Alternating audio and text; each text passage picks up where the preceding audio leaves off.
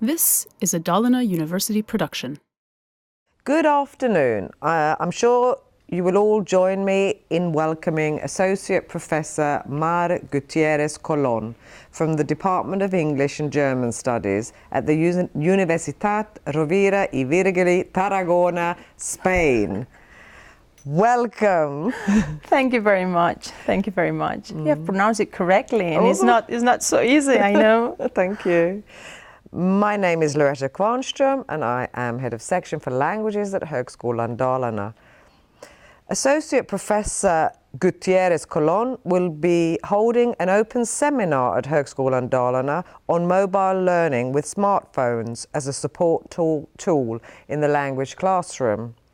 You will be doing this tomorrow, won't you? Yes. Yeah. And it will be streamed, so it will be available even if people cannot manage to attend. Yes. So I'm looking forward to listening to you then. So welcome again. Mar, if I may be so bold as to call you by your first name. Oh, sure. Please. Yes. So who is Mar Gutiérrez? Oh, well, it's a complex question. No, Mar Gutiérrez is an associate professor at the Universitat Rovira i Virgili de Tarragona. I studied English and German philology there, and I started teaching there in the English and German department. And after 15 years working at that university, I've specialized on second language acquisition and methodology for English language teaching. And now I'm also the coordinator of the master's program on second language, English as a second language, teaching English as a second language. I'm sorry about that. And I'm here because I've been invited by the Spanish department in your university, and I'm so glad for that. So thank you. And we're very happy to have you here as well. Your main fields of research are second language acquisition, as you've already said, and new technologies, methodologies for second language teaching and learning. What do you feel are the most recent interesting contributions to theories of second language learning? Well, that's a very broad question, but I would say that Ellis, I always tell my students that Rod Ellis is the big name in second language acquisition. He published his main books, or his first main books in 1994, 1995.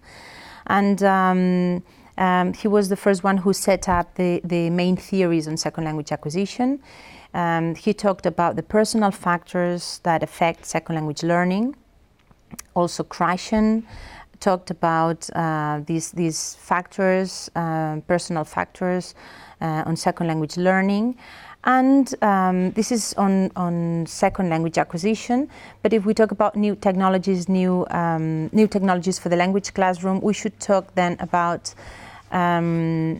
different associations like mobile learning associations and Eurocall, for example. In these associations, you can find many different research projects and researchers who present their new theories on second language acquisition using new technologies for this second language learning. So basically, and very in a summary, I think that these are the basic. Mobile learning, will this become a revolutionary tool used to facilitate second language learning? And if you agree with my statement, why? I agree with your statement, and I would say that it is already a big revolution. The thing is that we cannot see it because it is still a baby field. Yeah, we started talking about in the 90s when some of us bought our first personal computer, and we talked about connecting to the world with a modem. And I remember explaining my family that I could connect to some sort of web pages, and that in the future we would use that tool as a learning tool. I mean, nobody would believe you because I know that companies used computers and the internet, but we didn't use that on a regular basis and at home. Nowadays, we all use mobile phones, iPads, MPs, 3s, 4s, 5s, so the new ones, the newest ones. And what I think that what we are doing with mobile learning is using the already existing technology as a tool to learn. So it is a new field, but I think that as it happened with computers, it is just starting, but it's going on very fast.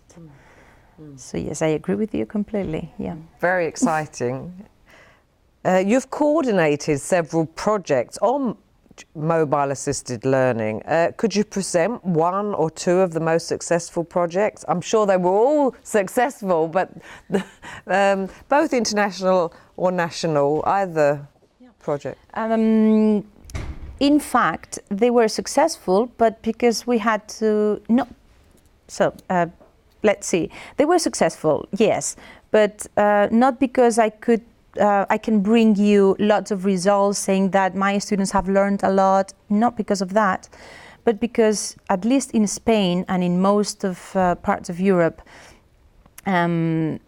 projects like this do not exist, in the sense that not many teachers have tried to use mobile phones in the language classroom. I mean, carrying a mobile phone, sending messages or YouTubes to the students answering back, etc., etc. So real field research projects. And this is for me the big issue of my projects, that I have spent lots of time connecting to my students. Yeah.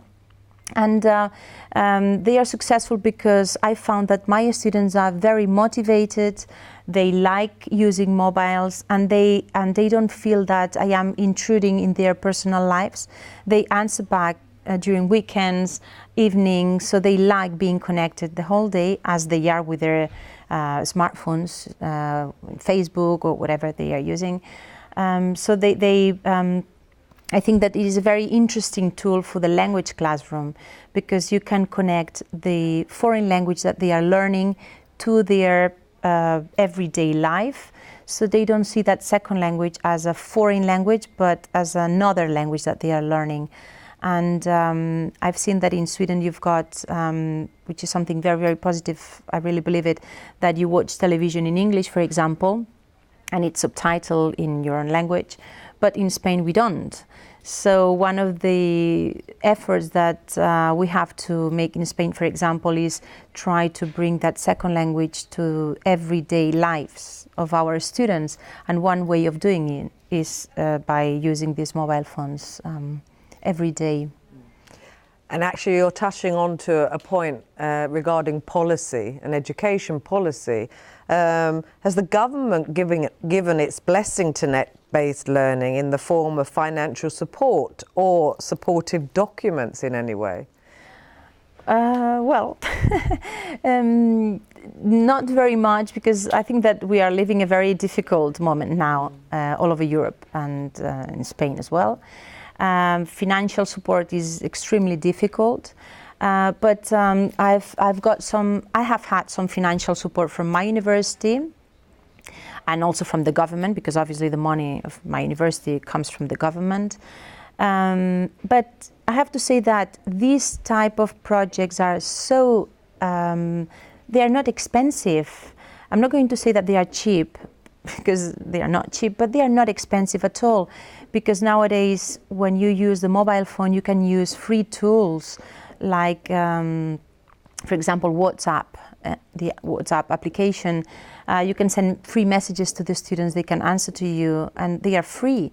So basically you're using time, and the most important thing is that you have to develop a good methodology, not technology again, because what I think that we are doing nowadays is when we talk about technology, we only talk about technology, and we should talk about the way in which our students find their motivation. How can we send them materials that are interesting for them, useful for them, etc. And this is a methodological approach. And sometimes this is not expensive. It's just a question of trying to find the right idea. So yes, I got some financial support, but I think that I could get more, but it's not an expensive thing to do. Now, what was another aspect of this which I was interested in is whether, as you mentioned yourself, the fact that TV programs are dubbed in Spain. If a government were truly interested in helping second language acquisition, then perhaps they could write a bill that would force people to force television stations to at least have perhaps a percentage of the programs in the native tongues. Yeah, well, this is for me a big issue, and I still cannot understand why we have all the programs dubbed in that way, or the films. Yes, my opinion is that we still come from a time in which, in Spain, we thought that foreign languages were something like exotic things.